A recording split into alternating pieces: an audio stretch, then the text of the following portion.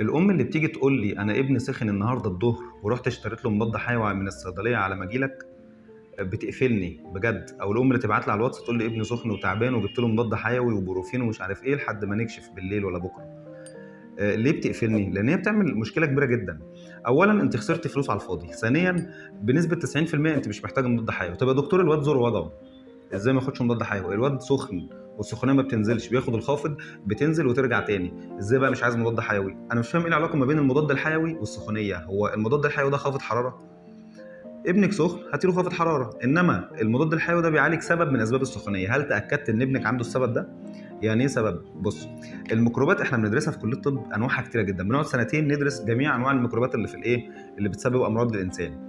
عندنا عيله كبيره جدا اسمها البكتيريا، وعيله كبيره جدا اسمها الفيروسات والديدان والطفيليات ومش عارف ايه، حاجات كتير. خلاص، العيله الوحيده اللي بتتعالج بالمضادات الحيويه هي عيله البكتيريا.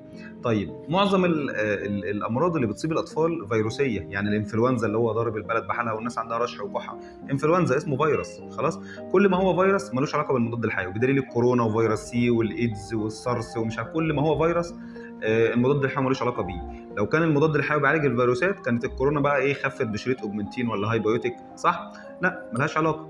طيب انت بقى كده رحتي جبتي مضاد بكتيري تعالجي بيه الفيروسي، بالظبط كانك رحت مثلا جبت دواء الديدان تعالجي بيه التهابات زور ابنك. ايه علاقه الديدان بزور ابنك؟ قولي لنفسك، انا بقول لك ايه علاقه البكتيريا المضاد البكتيري بزور ابنك اللي هو اصلا فيروس هو اللي عامل له سخونيه وهو اللي عامل له الاحتقان والالتهابات، فمالوش اي علاقه. انت هتاخدي بس شويه خوافض، شويه سوائل دافيه وتصبري وهيخف ان شاء الله. ناخد بقى الخوافض باي شكل باي جرعه حسب الوزن والسن، احنا عاملين فيديو شارحين فيه القصه دي لو عايزينه ابعته لكم. انما المضاد الحيوي ملوش اي علاقه، ومفيش مبرر يخليك تروحي تجيبي مضاد حيوي من نفسه. تلاقي الامهات بقى ايه، ده مش عايزه مضاد حيوي بس، ده عايزه حقن عشان الولد ما بيخفش الا على حقن. يعني عقليات بصراحه دمرت صحه الشعب المصري كله. عنده امراض ضغط والكلى بايظه والمعده بايظه ومش عارف بسبب التفكير ده. يا جماعه انتوا بتفكروا غلط ولازم تراجعوا نفسكم جدا.